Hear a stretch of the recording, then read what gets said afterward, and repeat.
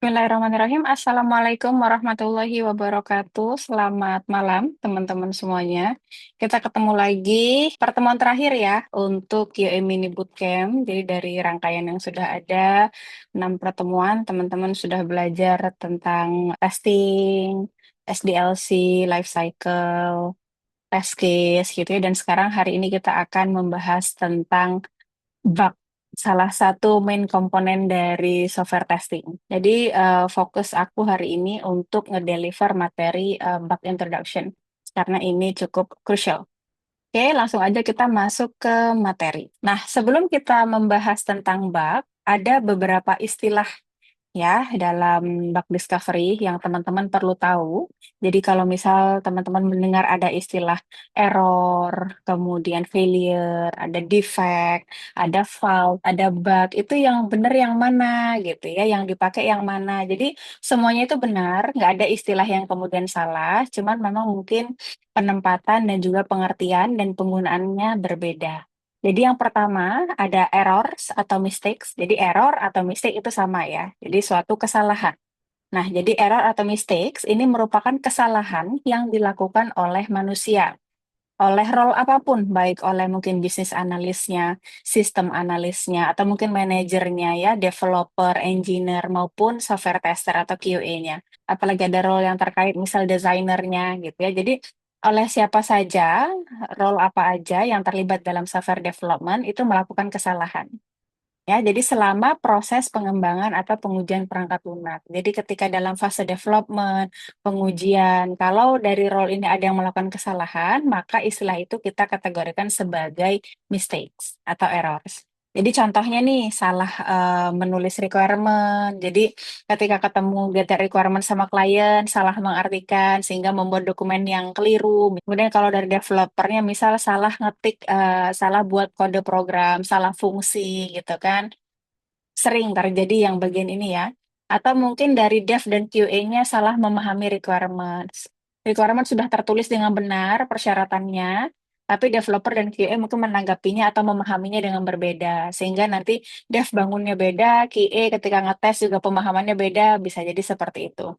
Atau ketika QA ngetes, ini salah menginterpretasikan hasil pengujian. Jadi yang harusnya benar kita kira salah, atau mungkin yang sebenarnya masih salah kita kira benar gitu. Jadi ini human errors-nya. Kemudian ada lagi defects. Nah, defects atau faults atau bugs. Nah, ini tiga istilah yang sama.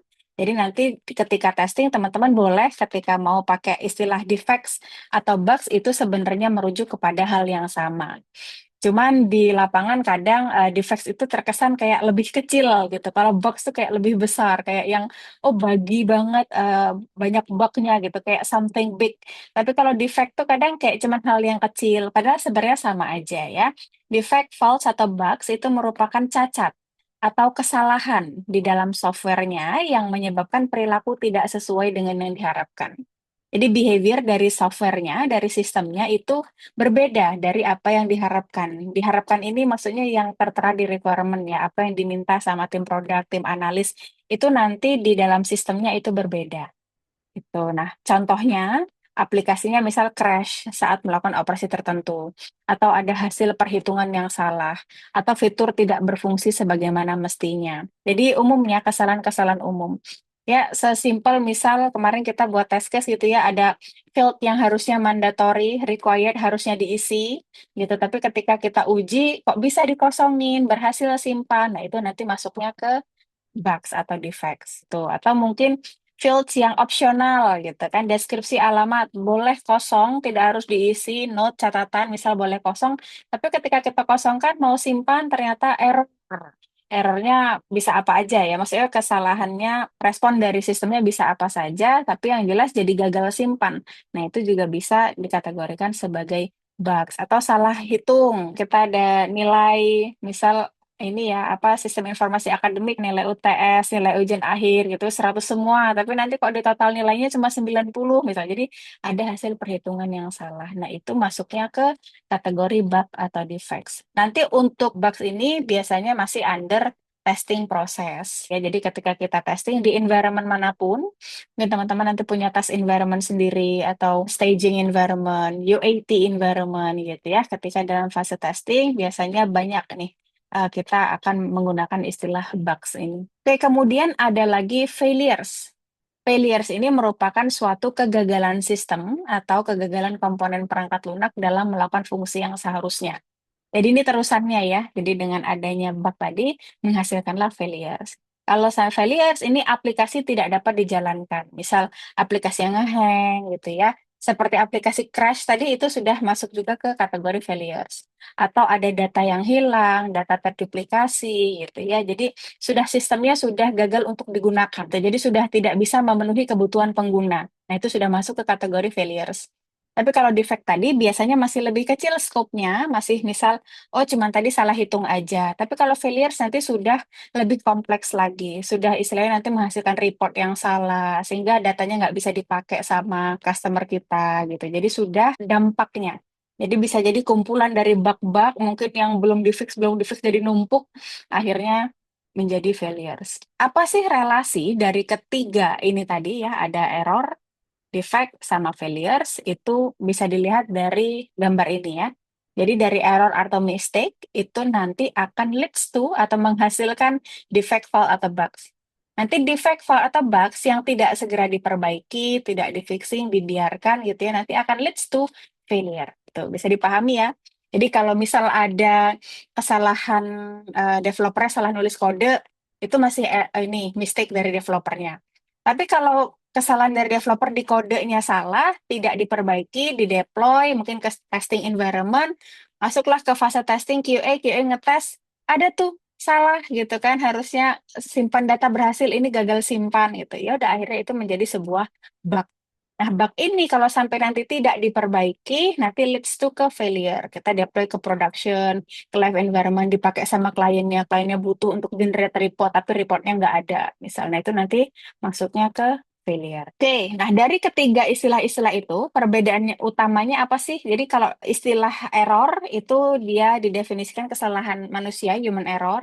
Kalau defect ini kecacatan atau kesalahan dari perangkat lunaknya, kalau failure ini sudah skopnya lebih besar ya, kegagalan sistem. Kan kalau sistem goalnya adalah untuk memberikan service ya, pelayanan atau apa yang dibutuhkan sama user. Nah, tapi kalau sudah nggak bisa memberikan apa yang diperlukan user, berarti sistemnya gagal. Kalau error, faktornya human, kesalahan dari manusia itu sendiri. Dan human errornya ini nggak hanya technical issue ya, teman-teman. Bisa juga karena mungkin under pressure, atau kompleks task gitu ya, atau kurangnya pengetahuan terkait produknya, misunderstanding. Bisa juga dari environment kayak mungkin sakit, gitu atau lagi ada banyak masalah pribadi itu bisa jadi ya menyebabkan akhirnya ketika bekerja itu buat salah. Itu dari human error-nya. Kalau defect ini penyebabnya kesalahan dari desain atau implementasi sistem. Ialah masuk ke implementasi ya, proses coding, proses testing, proses gambar desain gitu. Jadi itu masuknya ke defect. Kalau failure ini penyebabnya beberapa defect yang berinteraksi. Biasanya tadi kalau defectnya tidak di-fixing, nanti ada defect lain sehingga menghasilkan sistemnya jadi tidak bisa digunakan. Nah, dampaknya kalau untuk yang error, human error ini masih bisa diperbaiki ya, masih mudah untuk diperbaiki karena biasanya terkait relatif dokumen gitu kan. Understanding nanti bisa alignment. Kalau defect ini dampaknya menyebabkan perilaku yang tidak sesuai dari sistemnya ya. Kalau kita bahas perilaku itu maksudnya behavior dari sistemnya. Dampaknya membuat sistem jadi punya behavior yang tidak sesuai dengan apa yang diharapkan. Kalau failure ini dampaknya bisa menyebabkan kerugian yang signifikan. Karena kalau sampai sistemnya sudah gagal, nggak bisa dipakai, nanti ya orang nggak jadi mau pakai produk kita, nggak jadi mau beli, nggak jadi mau subscribe gitu kan. Nah itu bahaya, nanti jatuhnya ke kerugian bisnis. Jadi failure nanti sudah lebih besar lagi dampaknya. Kalau defect kan mungkin masih fungsi apa, fitur apa yang gagal, bisa langsung diperbaiki, begitu. Oke ya, jadi tiga itu yang teman-teman perlu tahu. Nah, nanti ketika teman-teman biasanya ada di fase testing, nah itu jadi boleh teman-teman pakai istilah defect atau bug. Tapi dari sini kan sudah paham ya, sebenarnya posisi bug itu ada di mana. Gitu, kalau dari bug classification. Oke, kalau teman-teman melihat ini ya, mau lihat silabusnya dari ISTQB juga sama. Di situ dijelaskan bahwa human beings make errors atau mistake ya. Jadi orang itu membuat kesalahan which produce defects. Yang kesalahan tadi menghasilkan defects atau disebut juga faults atau bugs. Yang nanti defect atau bugs atau fault ini turn may result in failures. Jadi mungkin bisa nanti menghasilkan sebuah kegagalan sistem. Gitu ya. Jadi sama. Jadi satu alurnya ini flow ini tadi. Oke, nah sekarang untuk klasifikasinya sendiri, ketika kita menemukan sebuah bugs dalam proses testing ya, menemukan sebuah kesalahan dari sistem, alangkah lebih baiknya kalau kita bisa mengelompokkan. Karena kalau bug yang ditemuin cuma satu dua available developer testernya untuk fixing dan retest. Tapi nanti kalau sudah banyak dalam satu proses development ditemukan belasan, puluhan bugs dalam waktu yang sama, kita sangat butuh pengelompokan atau kategorisasi. Nanti tujuannya bisa mempermudah prioritas, mana dulu nih yang harus dibenerin. Nanti juga meningkatkan efisiensi. Nanti kita cek kira-kira ada yang sama atau tidak bugnya. Nanti kalau sama bisa dibenerin bareng, gitu ya. Kemudian bisa juga mempermudah komunikasi. Dengan kita mengkategorikan, kita mengkelompokkan, nanti lebih mudah untuk kita mengkomunikasikan ke pihak developer maupun ke manajernya gitu. Oh, ada mungkin berapa persen masih ada kesalahan di fitur ini gitu. Jadi lebih mudah dengan kita punya data dari bug yang kita temukan. Jadi nggak cuman bugnya ada 35, nggak tahu random gitu kan 35 gitu. Itu beda dengan kalau kita bilang bahwa oh di fitur ini ada sekian, tapi yang high priority cuman ini gitu, yang lainnya low bisa nanti. Itu beda ya nanti hasilnya kalau kita sudah punya klasifikasi. Oke, dari bug classification ini yang paling umum ya dipecah menjadi severity dan juga priority. Nah, kita akan bahas keduanya. Oke, severity itu adalah tingkat keparahan atau dampak ya.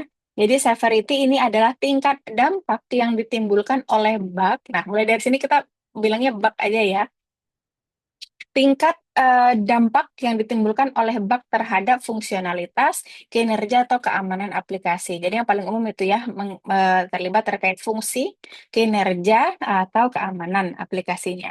Dan penilaian untuk severity ini biasanya dilakukan berdasarkan seberapa besar sih bug itu mengganggu user atau pengguna atau sistem itu sendiri gitu. Jadi misal ada bug, tapi dia tidak mengganggu siapapun gitu ya, usernya nggak ada masalah dengan itu, sistemnya juga nggak ada nyenggol fitur yang lain, itu bisa kita kategorikan severity-nya rendah gitu. Tapi kalau misal ada bug, tapi kemudian mengganggu user jadi tidak bisa pakai sistem, atau sistem itu sendiri kemudian jadi crash gara-gara ada satu bug itu, nah itu severity-nya bisa menjadi tinggi.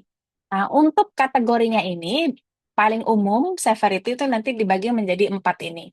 Ya, ada critical. Kalau critical itu bug yang menyebabkan sistem tidak bisa digunakan. Jadi, plus nggak bisa dibuka, nggak bisa diakses, ya, atau kehilangan data secara signifikan. Data penting ya, kalau live environment production itu data orang, data klien tiba-tiba hilang. Nah, gimana tuh? Apalagi nggak punya backupnya itu critical. Ya, jadi apa namanya besar, dampaknya sangat besar ya. Malah baik untuk klien, untuk sistem itu juga sendiri. Kemudian ada lagi major. Major ini juga dikategorikan sebagai bug yang besar ya. Bug yang menghambat fungsi utama suatu fitur atau menyebabkan kesalahan yang signifikan. Jadi misal pada passwordnya benar tapi kok nggak bisa login gitu ya. Contoh seperti itu, saldonya ada tapi kok tidak bisa bayar. Itu bisa kategorikan sebagai major juga. Kemudian ada minor. Minor ini nanti udah kecil ya. Ada juga yang mengklasifikasikan major, medium, minor ada juga yang seperti itu. Kalau di sini minor tidak terlalu mempengaruhi fungsi utama. Jadi masih mengganggu ya, tapi dia tidak terlalu belum masuk ke major. Atau yang trivial ini yang paling kecil, cosmetic bug kita sebutnya. Jadi cuman ya kecil lah, paling tipe-tipe kecil cuman apa mungkin garisnya miring dikit, tabelnya terlalu ke kanan, misal hal yang sebenarnya tidak penting tapi akan lebih bagus kalau misal nanti diperbaiki. Nah, untuk contoh-contohnya, misal kalau kritikal nih, contohnya aplikasinya crash, datanya hilang, sistem tidak bisa digunakan, diakses aja nggak bisa, gitu ya. Atau mungkin ketika klik apa terus langsung blank page, gitu. Nah, itu kritikal. Jadi bener-bener blocking from everything. Kalau major itu fitur yang tidak berfungsi atau hasil yang tidak akurat tadi ya, kalkulasinya nggak benar atau masalah kinerja yang signifikan. Misal untuk apa namanya load dashboard aja harus 3 menit misalnya kayak gitu, itu udah haruslah dibenerin ya, udah masuk kategori major, tapi tidak sampai kritikal karena tidak blocking, masih bisa diakses, cuma sangat mengganggu gitu ya. Bayangin buka dashboard aja harus 3-4 menit, kan siapa yang sabar. Kemudian minor ini contohnya ada fitur-fitur kecil yang tidak berfungsi. Karena kita mengkategorikan fitur kecil itu fitur yang jarang dipakai sama klien gitu. Atau tampilan yang tidak sesuai atau pesan error yang tidak informatif. Itu masuk ke kategori minor. Kalau trivial biasanya hanya kesalahan bahasa, typo, tampilan yang tidak konsisten. Misal apa namanya pagination-nya semua di kanan, tapi ada satu page yang pagination-nya di kiri. Fungsi, cuma dia kenapa dia di kiri gitu kan, nggak konsisten. Nah itu alangkah baiknya diperbaiki, tapi tidak yang berdampak kepada banyak hal gitu kan, masih bisa dipakai. Oke, itu untuk severity ya, dampak atau tingkat keparahan. Kemudian ada lagi priority. Kalau priority dari bahasanya aja gampang ya, mudah dipahami. Prioritas. Merupakan urutan pentingnya perbaikan bug berdasarkan faktor bisnis, teknis, dan waktu.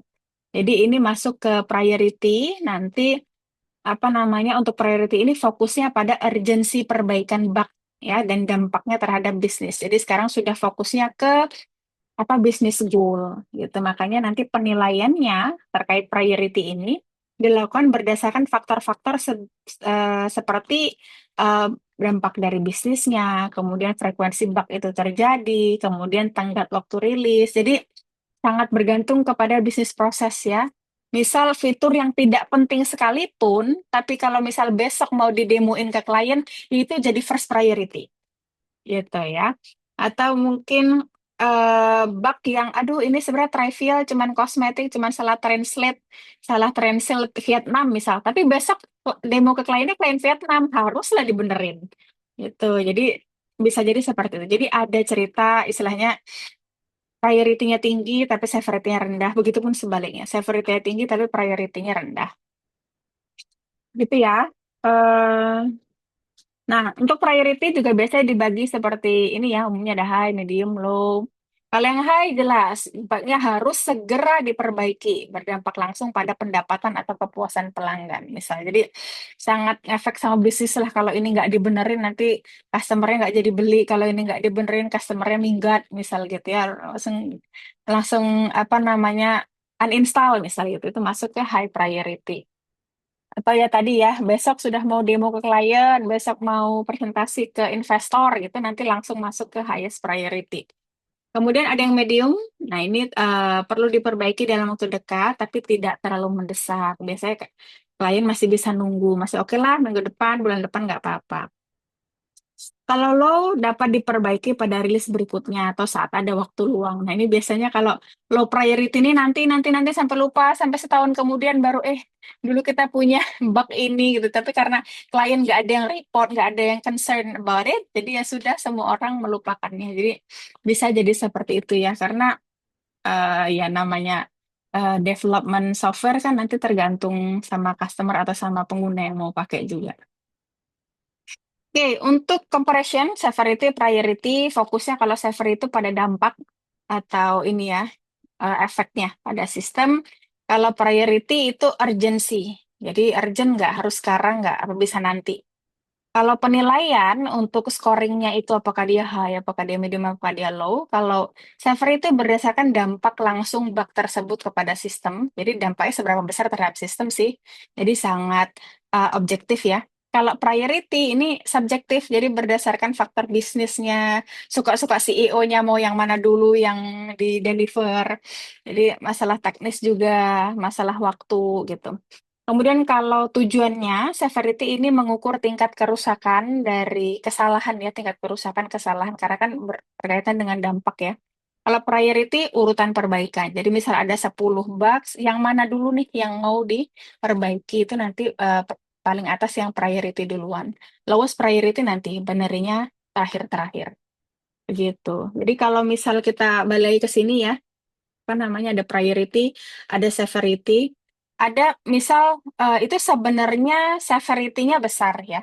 Severity-nya besar, contohlah dalam sebuah browser, misal di Internet Explorer, sistemnya itu breaking, maksudnya itu secara UI ya, tabelnya jadi entah kemana, buttonnya ketumpuk gitu ya, walaupun secara functionality jalan, cuman UI-nya berantakan karena di browser yang lain.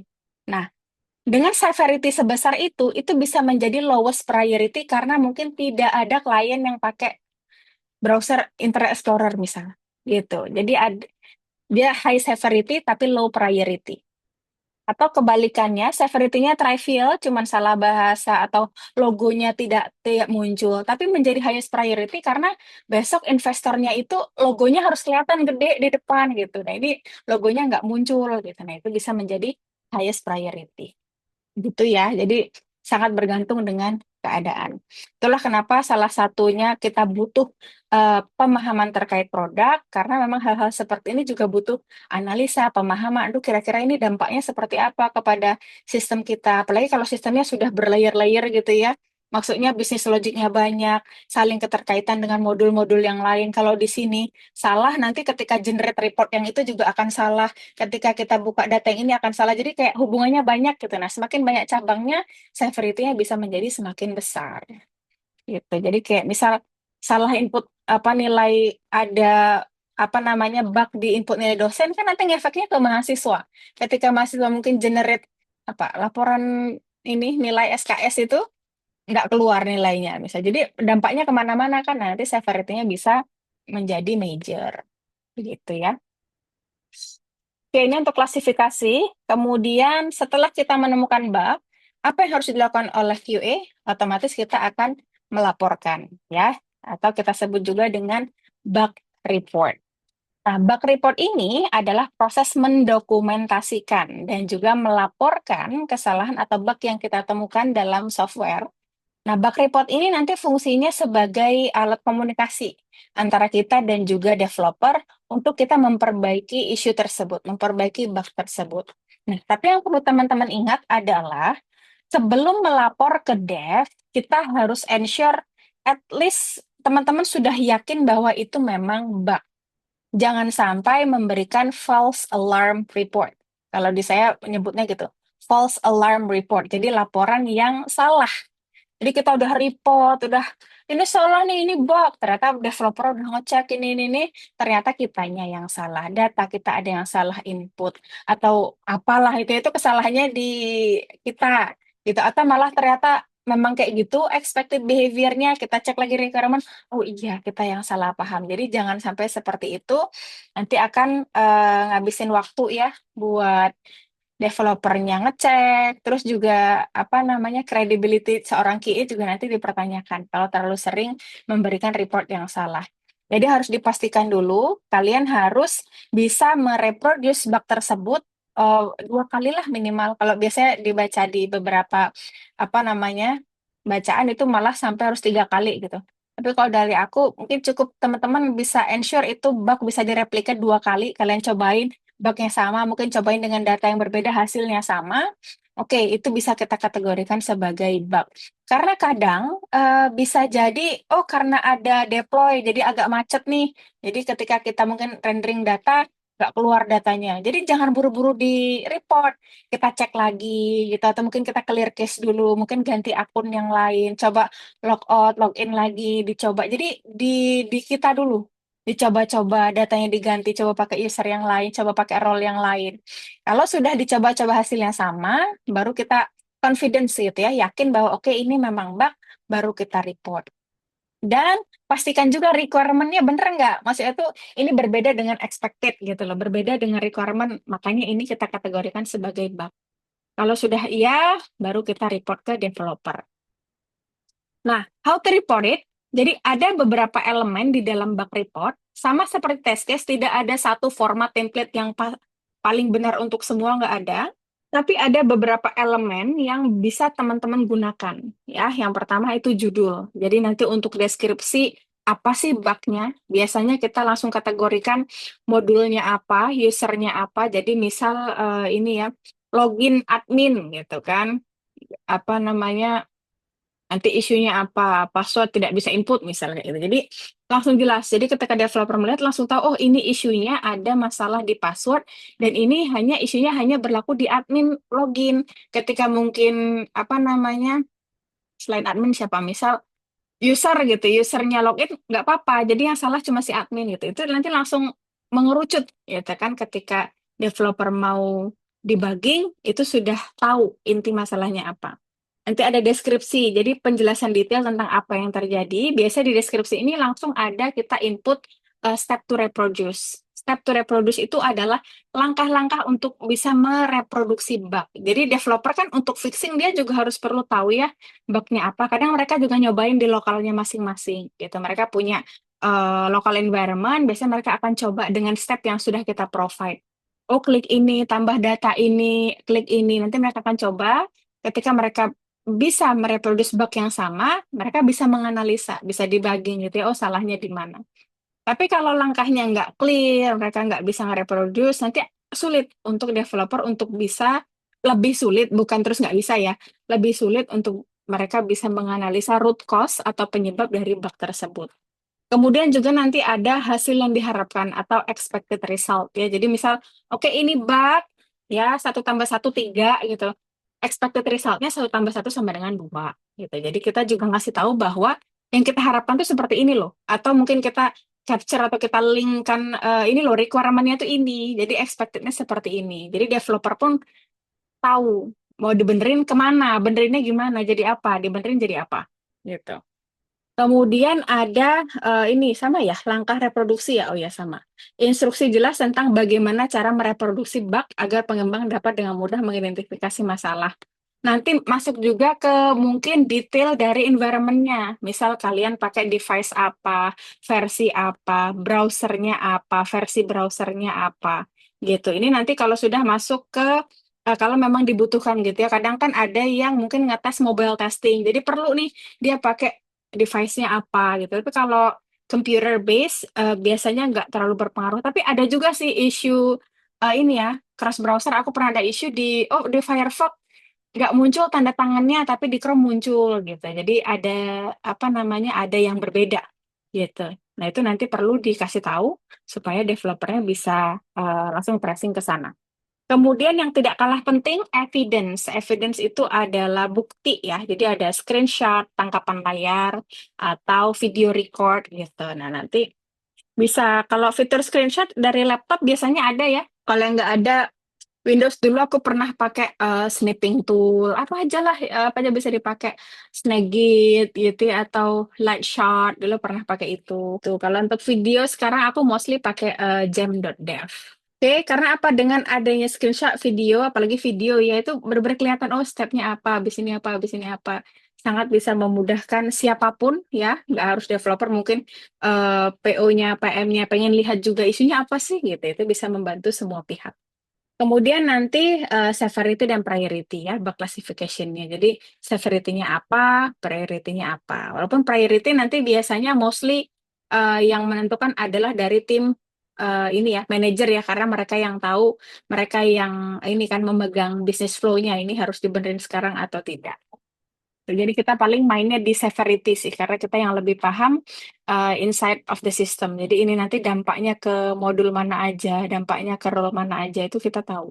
Nah, untuk membuat bug report, nanti teman-teman harus apa namanya, harus diperhatikan adalah menggunakan bahasa yang mudah dipahami. Ya, jadi tidak perlu beribet-ribet terlalu panjang kayak bikin novel gitu, nggak perlu.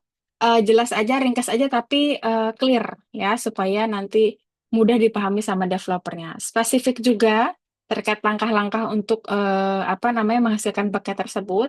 Terstruktur, formatnya konsisten. Jadi kalau bisa sudah disepakati, makanya kita butuh task plan di awal.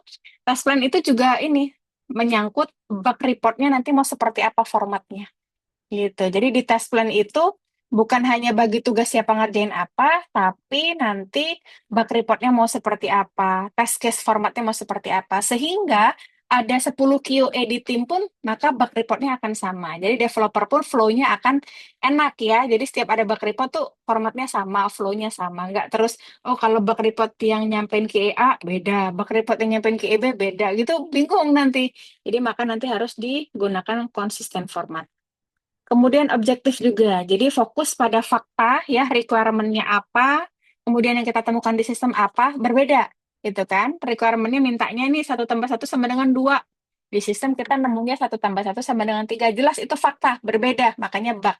Jadi tidak perlu memberikan opini pribadi. Ya, menurut saya ini nggak bagus gitu ya. Itu tidak perlu ya, seperti kemarin lah tesis kita nggak perlu menambahkan opini-opini pribadi. Kalau memang ada feedback, silahkan sampaikan kepada manajernya. Nanti bisa dibahas di apa namanya kesempatan yang lain. Oke, kemudian lengkap ya, sertakan semua informasi yang relevan, termasuk screenshot dan video. Tapi kalau aku itu udah wajib banget sih ada screenshot atau video itu. Jadi kayak aku kemarin ngetes ada bug, email datanya nggak muncul. Jadi kalau kita cuma ngomong, Dev, datanya nggak muncul yang ini. Devnya tuh kayak nggak ini loh, nggak bisa langsung memvisualisasi yang mana gitu kan. Tapi kalau kita ada screenshot, yang ini loh gitu kan.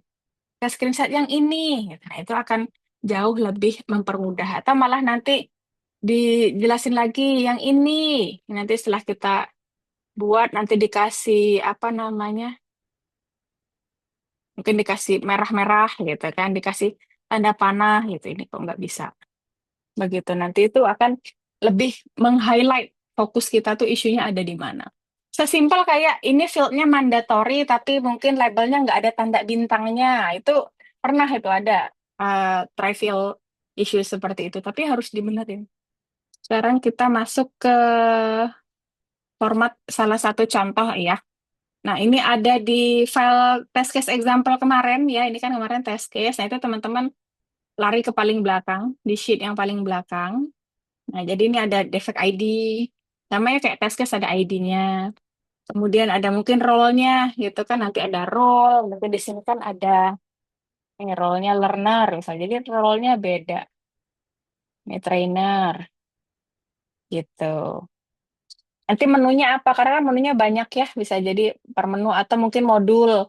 Kalau kayak di aku soalnya terpisah nih antara modul payroll, modul apa namanya claim, modul time itu terpisah. Jadi dideklarasikan dulu ini isunya ada di modul mana. Tuh, nanti kan untuk pembagian tuh tiap sistem beda-beda ya. Nanti baru title atau deskripsinya apa, nanti step to reproduce, kemudian nanti mungkin tes data yang kita inputkan sehingga bisa menghasilkan bug tersebut. Nah, kadang perlu juga nih, Kak, karena misal kayak di aku ya, kalkulasi ngitung pajak, ya aku harus detail, oh, orangnya ini usianya segini, statusnya kawin, tanggungannya dua, pajaknya golongan berapa, itu harus detail supaya nanti isunya sama, gitu kan. Kalau cuman, oh ini pajaknya salah, bingung lah developernya salah yang mana gitu kan, salahnya kenapa gitu. Jadi sebagai QA, walaupun bukan kita yang fixing bug-nya, tapi kita harus membantu developer semaksimal mungkin untuk bisa mencari root cause-nya, untuk bisa debug dengan mudah. Jadi kita memberikan fakta sebanyak mungkin, ini yang aku input tadi caraku begini. Nanti dari sana baru developer bisa mencari gitu kan, oh salahnya di mana gitu. Atau mungkin dari kita juga kadang kayak kita udah paham sistem ya, oh ini tadi karena aku input WhatsApp-nya kebanyakan nih jadi error. Nah, jadi bisa langsung fokus, oh field yang WhatsApp nih yang bermasalah gitu. Itu ya, nanti ada actual result. Mungkin sekarang hasil yang kita temukan itu apa? Oh, gagal simpan, gagal tambah, kalkulasinya salah, jadi internal server error. Jadi apalah gitu errornya ya, kesalahan maksudnya itu bug-nya ya. Nanti baru expected result-nya seperti apa. Itu untuk bug reportnya. Ini kalau di Excel ya.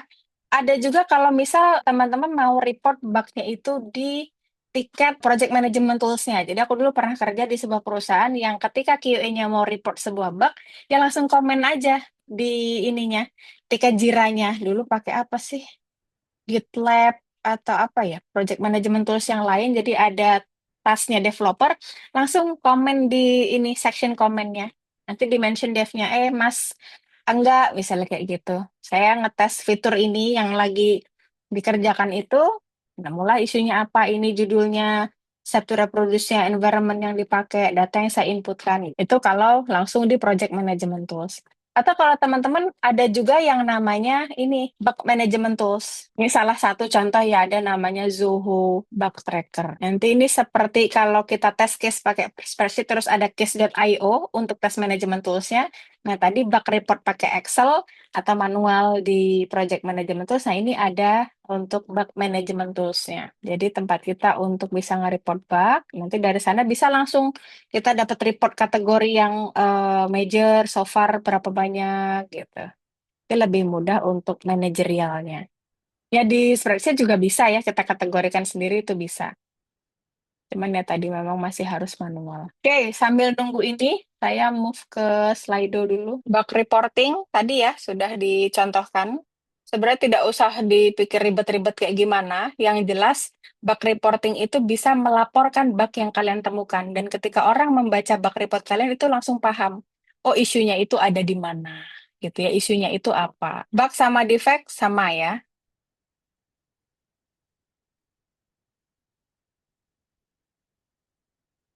Tools yang banyak di dunia kerja pada automation testing. Kalau automation test, teman-teman boleh intip di Iska Survey ya. Kemarin saya di awal sudah share kan, ada Iska Survey, apa sih tools-tools atau framework yang dipakai oleh teman-teman di Indonesia, dan bisa dilihat di sana ya. Ada Katalon, Selenium, Cypress, macam-macam. Bug report tadi sudah dicontohkan. Ini juga sudah ada elemen-elemen yang penting. Tapi kalau kemudian mau ditambah detail-detail yang lain, gitu juga boleh. Oh iya, kadang ada beberapa perusahaan yang environment-nya banyak gitu kan, nggak cuma staging aja, ada mungkin UAT, nanti ada tes environment yang lain mungkin, dan nanti juga harus disertakan ya, nemu bug-nya itu di environment yang mana. Atau mungkin di production, jangan-jangan. Karena ada juga bug yang di testing environment-nya jalan, tapi nanti ketika di production itu nggak jalan. Itu ada juga yang seperti itu. Tools, kalau tools in general biasanya terkait testing. Kalau apalagi kalau untuk QA ya, manual testing ya tadi. Mungkin kalau untuk communication team biasanya sekarang perusahaan-perusahaan apalagi yang bekerja di bidang IT ya pasti pakai communication tools.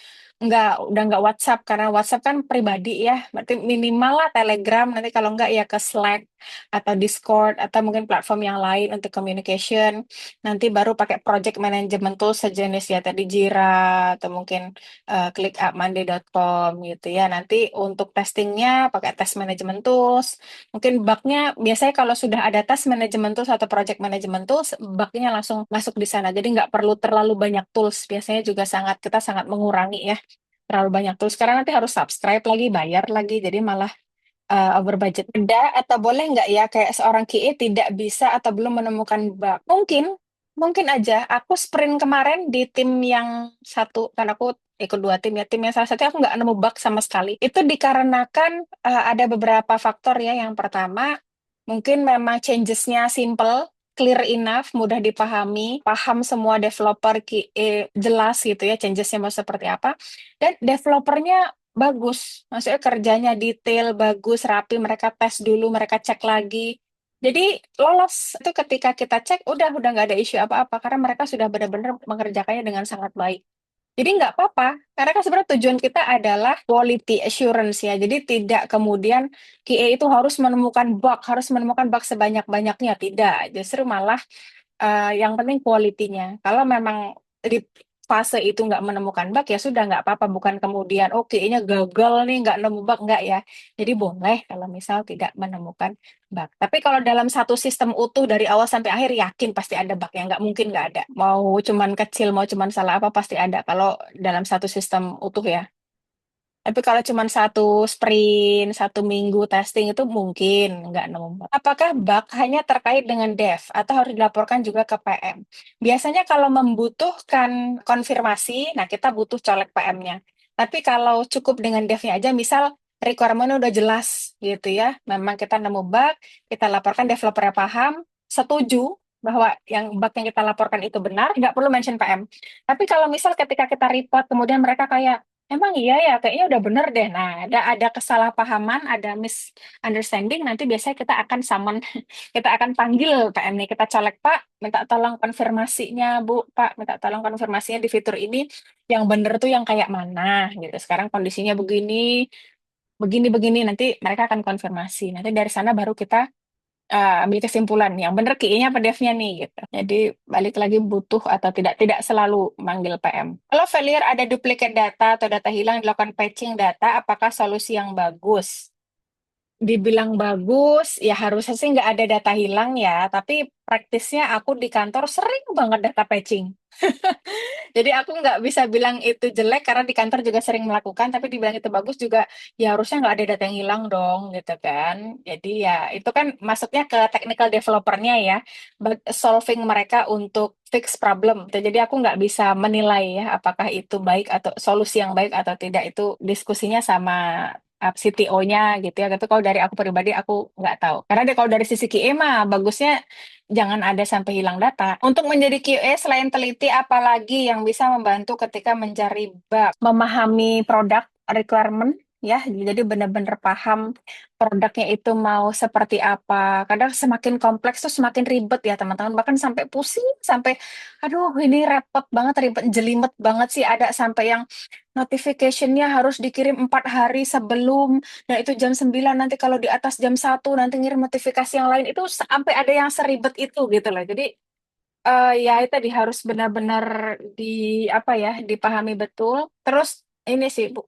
teliti tuh berarti masuk catat nggak? Kalau aku dicatat juga sih, kadang kita lupa gitu loh, dicatat kira-kira potensi possible scenario-nya apa aja itu. Terus explore sih yang paling mantap, itu di exploratory testingnya juga. Setelah kita tes berdasarkan test case yang kita punya atau rencana pengujian kita, nanti kita explore lagi dengan mungkin variasi data yang lain, mungkin coba-coba pakai akun atau user yang lain. Kadang kita sudah punya existing user, kadang coba kita buat user yang baru gitu. Jadi di coba-coba dengan berbagai kondisi. Terus tadi ya ada field-field yang opsional, coba kita kosongin, coba kita isi. Jadi bener-bener nyobanya itu harus sabar nyobain. Karena kalau teliti aja kan biasanya hanya fokus ke satu ya, sesuai dengan requirement, udah. Nah, cuman kadang bugnya itu di luar itu. Kadang bugnya itu beyond. Coba di browser yang lain, mungkin coba pakai device yang lain. Untuk kita, proses sih, itu sebuah proses, kadang ada bug triage meeting ya, untuk kita memprioritaskan bug itu tadi. Jadi kayak mungkin tuh. Jadi ini adalah proses yang kita lakukan ketika kita mau memprioritaskan. Jadi tidak hanya berdasarkan faktor bisnis aja, tapi banyak ini kan, banyak komponen yang lain tuh. Kayak tadi ya frekuensi sering terjadi, atau mungkin severity-nya ya lumayan apa namanya besar, tapi resikonya kecil untuk bisnisnya, dan nggak pernah terjadi, cuma sekali aja terjadi ketika mau kita coba lagi udah nggak bisa. Itu bisa jadi priority-nya sangat rendah gitu. Jadi ini proses ya, biasanya diskusi nggak cuma QA aja, tapi nanti bareng-bareng sama dev-nya, sama PM-nya gitu. Kalau nemu bug yang sering terjadi, tapi nggak pasti skenario-nya itu gimana. Misal, masukkan gambar error 1 kali dalam 10 percobaan, terus masukkan file error 2 kali dalam percobaan. Nah ini biasanya nanti dev-nya perlu apa sih namanya itu ya, refactor ya, refactoring. Jadi itu sih enhancing dari kodenya. Kadang ada ya proses developer namanya bug fixing, itu yang nggak jelas root cause-nya apa, tapi developer tuh kayak mengenhance kodenya mereka, fungsinya mereka. Aku nggak tahu ya secara teknikal yang benerin developer, tapi kayak mereka melakukan sesuatu yang menurut mereka itu bisa mengoptimalkan apa code-nya gitu kan, mungkin dibikin gimana atau fungsinya diapain gitu, tapi nanti setelah di fixing, cara kita ngetes itu ya hanya ini aja, sanity test aja, regression test, sembarang testing aja, mastiin fungsi-fungsi jalan gitu. Jadi nggak ada yang exact apa namanya test step, itu juga nggak ada. Nah itu ada seperti itu ya, kayak gini kasusnya. Misal ada isu yang kita unsure, kita nggak tahu itu apa, tapi developer pun cuma bisa mengoptimalkan kodenya mereka. Nah dari sini nanti akan dievaluasi berkala. Mungkin nanti kedepannya kira-kira kejadian lagi atau enggak. Kayak gini ya karena kita nggak jelas penyebabnya, ya cuma bisa coba-coba di kodenya diperbaiki, kira-kira nanti dievaluasi lagi berkala, seminggu 2 minggu, kira-kira isunya masih sering terjadi atau tidak gitu. Aku juga pernah ngalamin isu yang bahkan QA developer itu nggak tahu itu karena apa. Atau mungkin karena delay di servernya atau apa. Bahkan kadang ada ya yang itu karena alasan dari luar, bukan dari internal sistem kita. Apakah benar PT Software House lebih memilih QA manual dan automation, sedangkan PT e-commerce butuh QA bisa DevOps back end front end? Hah? PT e-commerce itu gimana? E-commerce ini domain bisnis loh teman-teman. E-commerce, Tokopedia, Shopee, Bukalapak itu e-commerce. PT itu ini ya perseroan terbatas ya, jadi perusahaan.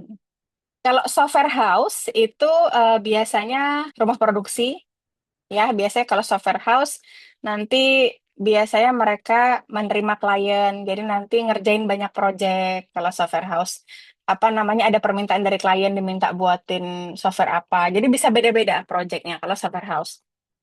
Jadi untuk kayak manual automation, iya, biasanya mereka butuh dua-duanya. Ini PT e-commerce aku bingung ini.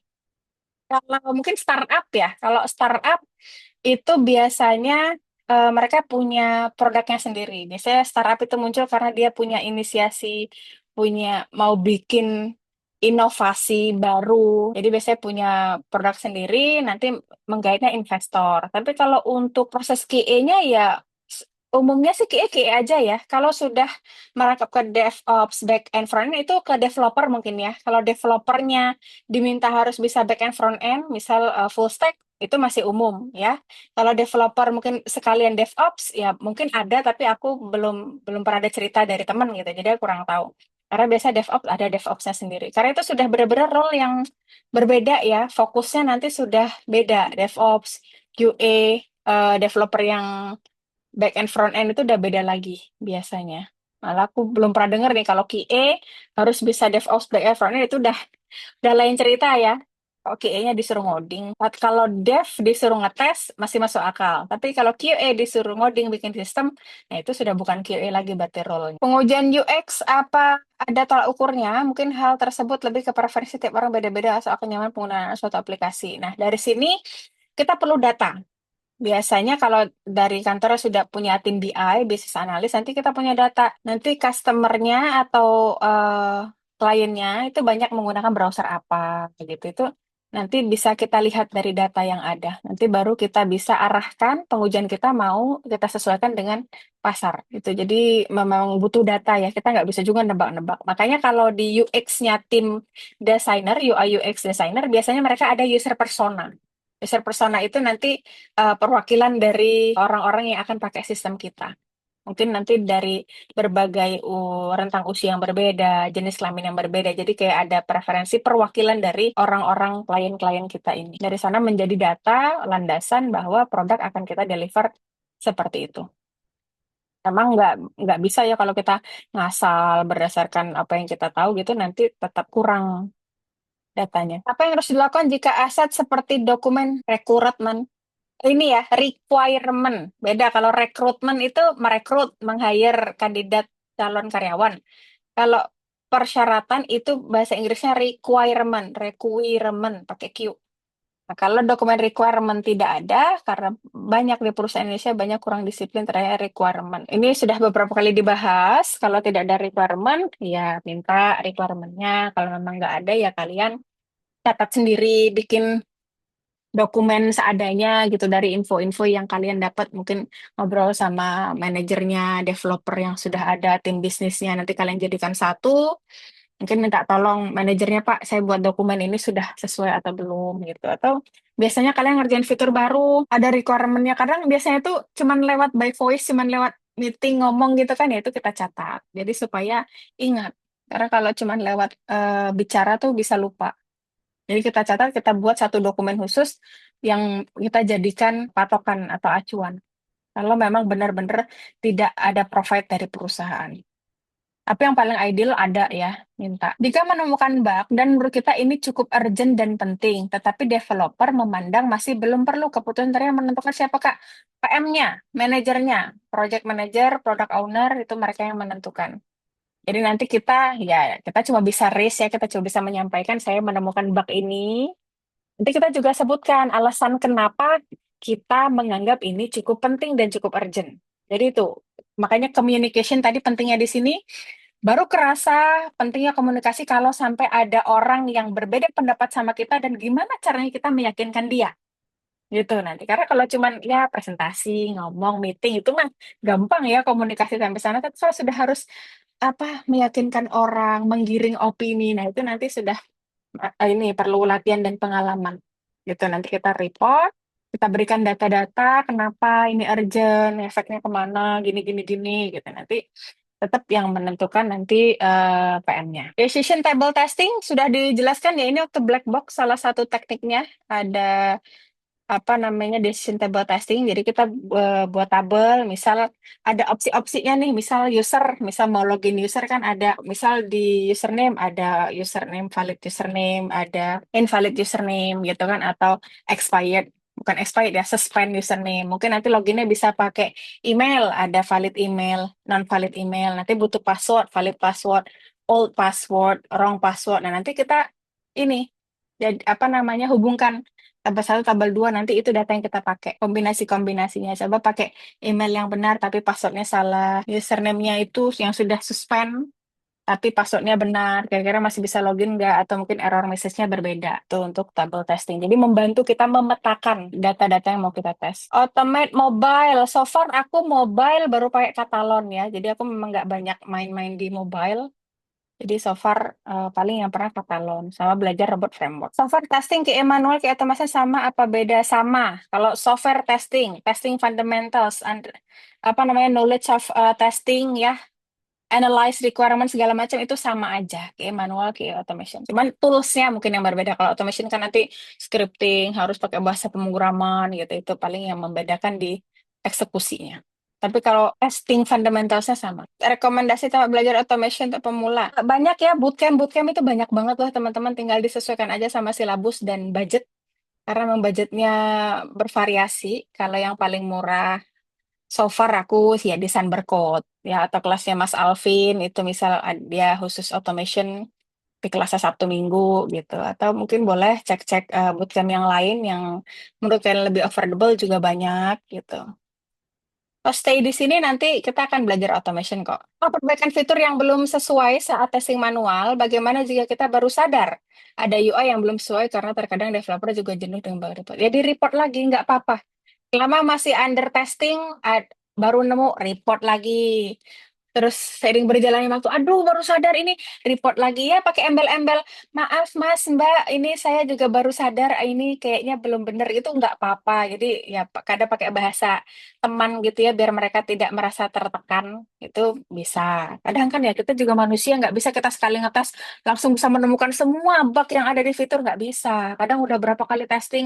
Bahkan saya sudah sampai tiket itu pas QA udah selesai itu baru ini belum akhirnya ya balik lagi ke saya aduh maaf ya ini saya baru kelihatan ini isunya gitu nggak apa-apa ini aja enjoy malah bagus kalian nemu belum sampai ditemu sama klien nggak apa-apa di report aja.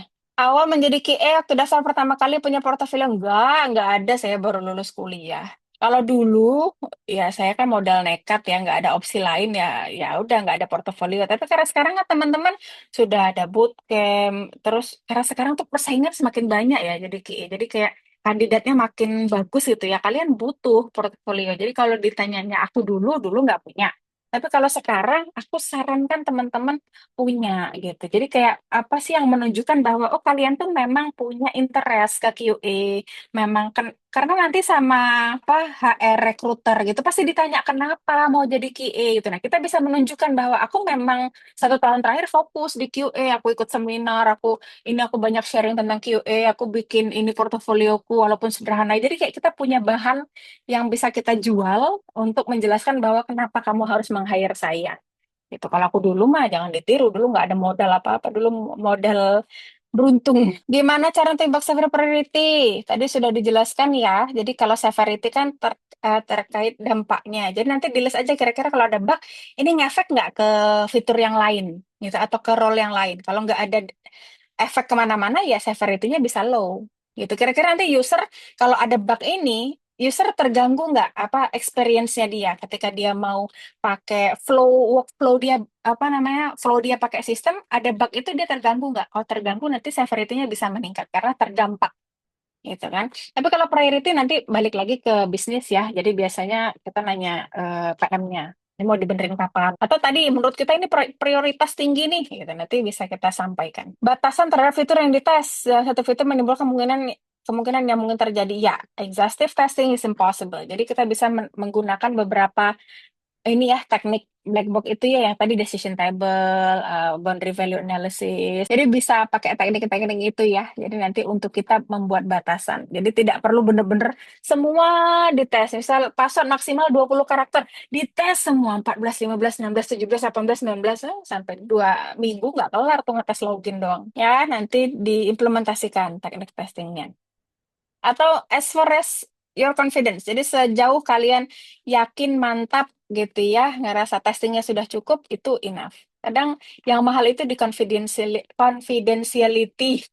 Karena kan kita butuh yakin gitu ya. Kayaknya perlu kemantapan hati untuk bisa meloloskan sebuah fitur. Jika data tertukar atau hilang, sering terjadi. Apakah dampak dari improvement system atau karena solusi patching data yang dilakukan tim dev? Wah, ini kurang tahu. Ini butuh analisa yang panjang ya. Jadi nggak bisa langsung dijawab. Jadi setelah improvement system ya harus dicek lagi berkala ya, harus didata betul kapan data tertukarnya yang mana. Jadi dengan data itu nanti kita bisa mendapat insight gitu ya, kira-kira yang sering tertukar ini data yang mana, yang hilang ini data yang mana, kira-kira history record dari user yang hilang itu sebelumnya dia ngapain. Karena bisa jadi bukan karena patch, apa namanya improvement system, bisa jadi karena user behavior, kan nggak tahu. Jadi kita butuh data yang cukup banyak ya, nggak cuma satu data langsung bisa tahu, oh ini gara-gara di-improve nih malah jadi rusak sistemnya, belum tentu. Atau patching, patching harusnya nggak ini ya, kan patching cuma nambahin data yang kosong tadi, harusnya nggak ngedampak sama yang lain sih. Again, dianalisa lagi berkala, kira-kira muncul lagi nggak itu isunya kapan, siapa usernya di mana dicatat. Nanti ketika misal 3 bulan muncul lagi, di-compare, mungkin nanti jaraknya seberapa sering gitu kan, user terdampak siapa. Siapa tahu hanya terdampak di role tertentu gitu kan. Nanti dari data baru kita bisa melihat, baru bisa kita menentukan. Jadi nggak bisa kalau cuma dari satu dua data aja kurang. Aplikasi kayak automation yang free apa saja? Aplikasi Katalon itu gratis pertamanya kurang tahu ya. Masih ada fitur-fitur yang gratis. Udah paling paling mudah, paling murah atau sekarang ada yang baru tuh apa sih kemarin? Aduh namanya lupa aku. Untuk automation itu kalau kita pakai framework, framework gratis. Teman-teman nanti belajar Cypress gitu ya, Selenium itu semuanya gratis. Dari seorang QA analis, mana apa yang harus pelajari untuk menjadi seorang QA engineer automation? Coding, bikin automation script, portofolio QA juga sudah pernah dijelaskan ya. Teman-teman bisa buat test case, buat contoh bug report. Ini kayak gini tuh bisa dibilang portofolio ya teman-teman bahwa oh kalian tahu cara bikin test case gitu, oh tahu cara bikin test case API gitu. Misal bikin bug report seperti apa gitu. Nanti bikin dokumen kalian sendiri, mungkin dipublish di LinkedIn, di GitHub gitu ya. Atau mungkin bikin tulisan di Medium gitu. Jadi bentuk portofolio bisa apa aja. Atau mungkin bikin YouTube konten belajar QA gitu. Itu portofolio banyak banget bentuknya ya. Background pendidikan usia saya lihat di platform masih prioritas dalam kriteria sesuai yang dibutuhkan perusahaan. Gimana solusinya? Makanya kalian harus tingkatkan hard skill dan soft skill gitu ya. Gimana caranya supaya kalian bisa menjual potensi yang kalian punya gitu. Karena kadang kan recruiter dalam sekali opening tuh yang daftar banyak, mungkin sampai 100 gitu. Jadi mereka pasti akan menyisihkan tuh dari lihat CV-nya dulu. Makanya kalian harus percantik CV-nya. Oke, mungkin pengalaman apa? Mungkin kalau belum ada pengalaman kerja yang profesional, coba kalian cari freelance yang apa? Mungkin ada hubungannya sama QA gitu kan. Coba nanti di tester work, coba nanti di ya carilah gitu ya peluang atau potensi di mana kalian itu bisa terhubung dengan dunia QA kalau memang mau jadi QA. Ya, contohnya seperti inilah ikut-ikut bootcamp, event-event gitu ya, komunitas gitu. Nanti itu dicantumkan di CV. Jadi kelihatan nanti di CV kalian walaupun nggak punya background, tapi kalian sudah punya gitu ya bekal terkait QA. Nah, itu nanti bisa menjadi opsi pertimbangan gitu. Jadi ditingkatkan lagi skill setnya. SIT apakah dari tim testing? Kalau SIT dari tim dev apakah beda? Itu sama aja ya, sistem integration testing. Kalau dari dev ya bisa unit testnya, dari QA bisa end-to-end testnya.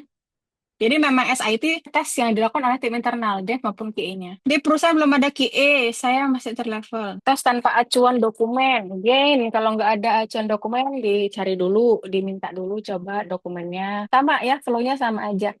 Hubungi orang-orang terkait, orang-orang yang paham sama apa namanya produknya gitu. Jadi sebenarnya tujuannya tuh sama ya teman-teman. Supaya kalian itu paham betul produk requirement-nya seperti apa. Nah, tinggal nanti eksekusinya kan mau lewat diskusi, lewat apa, mungkin meeting gitu dicatat, itu nanti terserah ya. approach-nya mungkin beda-beda karena kan struktur tiap perusahaan juga berbeda. Best practice, jadi fokus dulu ke functional test di satu browser dulu aja. Jadi nanti ketika testing itu ya gunanya test plan itu kita untuk melihat kira-kira estimasi pengujian itu berapa lama, waktu yang kita punya berapa, tenaga yang kita punya berapa. Jadi nanti bisa menentukan prioritas pengujian. Yang jadi priority pertama nih apa? Oh, functional misal. Nanti baru kalau functional sudah kelar baru kita merambah ke mungkin performa, mungkin nanti compatibility dan lain-lain. Jadi nanti dilihat nih prioritinya jangan sampai demi compatibility fungsionalnya nggak selesai, masih banyak bug di mana-mana fitur nanti nggak goal ininya produknya ya. Jadi tentukan dulu priority-nya. Jadi kalau udah jelas waktunya nggak ada ya sudah fokus ke functional dulu aja. Compatibility bisa nyusul nanti. Apalagi belum ada automation. Contoh portfolio QA. Yes. Nah, itu kalian punya code automation testing. Itu. Ya paling kayak gini.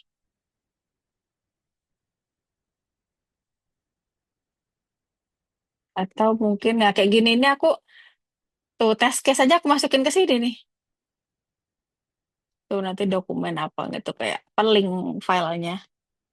Itu ya, jadi bebas mau ditaruh di mana aja yang penting nanti bisa diakses. Ini kan juga portofolio. Ini kelas mini bootcamp ini portofolio aku. Nanti kalau aku misal lamar pekerjaan, mana pengalaman sebagai QA? Oh, saya pernah mengajar QA bootcamp gitu. Itu kan berarti portofolio. Parameter bodinya 10, dicek satu persatu. Nggak usah ya, bisa pakai BVA. Jadi batas atas, batas bawah gitu. Jadi nggak perlu semuanya dicek. Software testing manual paling umum dipakai. Kenapa? Kenapa ini selalu muncul ya? Aku penasaran nih kenapa pertanyaan tools yang paling sering dipakai gitu. Kan karena ini ya, kalian pengen belajar. Kemudian nanti ketika melamar pekerjaan ditanya, bisa pakai Jira? Bisa. Gitu. Project Management Tools, Task Management Tools. Dua itu dulu deh. Dua itu dulu deh. Kenalan sama Project Management Tools, behaviornya seperti apa, Task Management Tools gitu. Itu aja. Kalau sebenarnya kalau testing manual nanti lebih fokusnya ke kalian bikin test case, bug report, lebih ke analytical thinkingnya kalian. Nanti akan dikasih case, kasus, ini gimana ngetesnya gitu. Tes piramid, piramida testing itu mirip seperti tes level ya. Jadi ada apa piramida. Ini kita buka aja di Google tuh ya. Jadi ada paling bawah unit test, integration test, end-to-end test. Unit test, komponen test. Jadi sebenarnya sama aja. Jadi dia menunjukkan piramida atau level dari pengujian. Jadi yang paling bawah, yang paling besar itu di unit testnya, nanti masuk ke integration test atau system testing, masuk ke UI-nya di end-to-end test atau udah ini ya keseluruhan ya sistem testing. Butuh knowledge tentang technical writer juga nggak? Harusnya tidak perlu ya karena scope job desk-nya berbeda. Cara ada pekerja di luar negeri gimana? Apa demand QA banyak? Tolong tipsnya dong biar tembus perusahaan luar. Tech in Asia gitu, googling segala macam tuh di-apply yang remote working. Karena kalau di luar, kebetulan saya memang pengennya tinggal di Indo, tapi kerjanya kantor luar. Jadi carinya yang remote, remote working. Kan ada ya kalau di pencarian platform pencarian kerja itu ada nanti teman-teman di filter yang bagian remote gitu. Remote working itu berarti nanti kantornya di luar, bisa di Australia, di mana gitu. Terus kalau misal belum ada pengalaman kerja di luar, paling mudah itu ASEAN dulu. Jadi Singapura, Malaysia, Vietnam gitu ya. Kisaran itu lebih mudah dibanding kalau teman-teman langsung apply ke Europe gitu ya, ke England itu, Jerman itu sudah dipastikan lebih susah gitu ya. Jadi yang ASEAN dulu aja. Yang jelas bahasa Inggris itu enggak ini ya teman-teman, enggak harus expert gimana. Dulu pertama kali saya interview pakai bahasa Inggris itu juga deg-degan, ngerasa, duh bahasa Inggrisnya jelek gitu kan. Tapi aku diterima-diterima aja, terus improve ya, improve seiring berjalannya waktu. Apalagi kalau di professional work itu ngomongnya nggak terlalu banyak, maksudnya itu nggak kayak apa ya kita lagi presentasi gimana, jadi paling diskusi terkait fitur gitu. Jadi sebenarnya perbendaharaan katanya ya bisa lah dipelajari kalian sambil berjalan karena denger produk PM-nya ngomong, developer yang ngomong nanti nambah gitu ya, vocab gitu. Oke, bahasa nggak jadi masalah, nggak mereka nggak minta sertifikasi bahasa Inggris atau apa nggak, paling cuma interview dilihat kamu bicara bahasa Inggrisnya bisa dimengerti dan mengerti apa yang ditanyakan atau tidak sebatas kamu paham. Terus sisanya sama aja dengan di Indonesia ya, soft skill, hard skill sama aja. Jadi kayak your understanding regarding QA gitu, ditanya nanti kamu kalau ngetes gimana, experience. Jadi sama aja dari HR. Tapi aku kemarin kalau company luar tuh kayak lebih aku butuh rekomendasi. Jadi saya harus ngubungin ex manager. Nanti HR-nya itu ngubungin ex manager aku, dibikinin satu grup ditanya Elva gimana dulu kerjanya. Jadi kayak lebih ini ya. Atau juga sih Bapak di Indo sebegitunya. Terus diminta payslip sebelumnya. Jadi kayak bener-bener dilihat kamu sebelumnya gajinya berapa. Kan nanti ditanya sama, ditanya your expected salary gitu sama aja. Jadi mostly the same ya teman-teman. Terus skill yang harus dipelajari sama aja. Cuma nanti you will deliver it in English itu aja bedanya. Kayak kamu ditanya bikin tes case gimana, cara kamu ngetes gimana, kamu nge-report bagaimana, kalau misal gitu-gitu itu sebenarnya sama aja. Pertanyaannya mostly the same. HR interview, nanti technical interview mungkin sama QA lead-nya, mungkin nanti sama dev lead-nya, nanti sama apa CTO-nya gitu sama aja flow-nya. Nothing special sih. Tinggal ya itu bagaimana kamu meyakinkan gitu ya, menjual potensimu tadi. Jadi sebenarnya susahnya cari pekerjaan di Indo sama di luar itu sama-sama susah. Itu karena kan kita mau meyakinkan perusahaan kenapa saya layak untuk kerja di perusahaan kamu. Karena pertanyaannya sama, why you want to join this company? What do you know about this company? Gitu, what's your experience? What your expectation working here? Terus sama aja di Indonesia juga ditanyain begitu gitu. Jadi tinggal kalian pintar-pintar nyari lowongan. Requirement juga sudah jelas nanti di job desk-nya mungkin apa namanya create detail comprehensive test cases gitu. Sama aja. Sama aja kalau yang dicari QA manual ya skillnya QA manual, kalau yang dicari automation ya skillnya automation. Sama di Indonesia juga begitu. Part-time job freelance atau QA bisa cari di mana ya biasanya? Aku pernah share belum sih? Kayaknya aku udah pernah share ya di grup. Coba nanti aku reshare ya. Jadi biasanya yang paling banyak ini tuh di tester work yang aku pernah ini ya. Coba aku buka. Nih, jadi kayak misal nih, jadi nanti dia ada platformnya Android gitu kan nanti paymentnya itu minimum payment $15. Nanti kalau nemu bug dapat kayak bonus gitu-gitu. Jalanin test case sudah dari mereka. Ini terakhir kemarin sus macOS Sonoma. Jadi biasanya dia ini sih proyeknya berdasarkan apa selected environment. Ini harus sosial media. Jadi pernah harus punya Facebook Lite OS, harus versi apa gitu itu. Nanti tinggal daftar. Ini salah satunya, tester work. Banyak juga yang lain. Atau kan buat test case, sesuaikan dengan requirement-nya. Ya, terus tadi variasi ini ya, test case. Misal satu fitur tadi dipakai teknik testingnya. Jadi kalau bisa test case-nya mengcover semua possible scenario dari fiturnya. Apakah saat melamar QA ada technical test-nya? Mostly ada. Hampir semuanya ada. Walaupun kita daftar QA manual. Karena technical test itu kayak ya disuruh bikin test case gitu ya. Ada yang sekarang dikerjain, ditontonin sama mereka, ditungguin ada. Tapi ada juga yang dijadiin PR. Jadi kayak jadi ini kamu dikasih soal, bikin test case, cari bug gitu ya di sistem ini. Nanti minggu depan maksimal dikumpul lewat email. Ada yang seperti itu. Coba ini ada bolpen. Gimana cara kamu ngetes bolpen ini? Jadi pernah aku dulu disuruh ngetes motor. Kalau ada sebuah motor, gimana cara kamu ngetes motornya? Ya ampun, sampai aku. Dan kalau lagi interview kan under pressure ya, jadi tiba-tiba ngeblank gitu. Nah itu yang berat tuh di situ sebenarnya. Padahal kadang pertanyaannya nggak begitu susah. Jadi technical testnya walaupun istilahnya technical ya tetap related dengan role yang kalian apply. Kalau misal apply-nya manual QA ya nggak mungkin kemudian disuruh ngoding gitu enggak. Kalau masa idle biasanya ngapain selain sudah selesai bikin test plan? To be honest, QA itu nggak ada idenya ya teman-teman. Bahkan tesnya sebelum kelar sudah ada yang harus dites. Gitu. Jadi kalau misal kalian kemudian benar-benar nih ada di fase yang oke, aku udah selesai bikin test case, kemudian dev belum kelar. Justru malah di fase itu kalian harus upgrade knowledge kalian.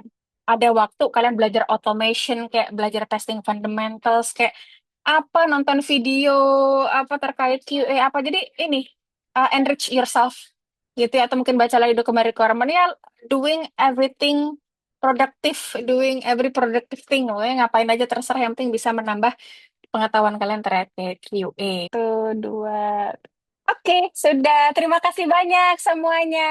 Semoga nanti ada kesempatan kita bisa ketemu ya. Terima kasih, sukses semuanya. Saya doain yang terbaik buat semuanya. Doain saya juga semoga lancar. Dan saya mohon maaf ya kalau misal dalam penyampaian materi ada yang masih kurang. semoga nanti untuk perbaikan saya juga. Terima kasih, saya tutup QA Mini Bootcamp batch pertama. Wassalamualaikum warahmatullahi wabarakatuh.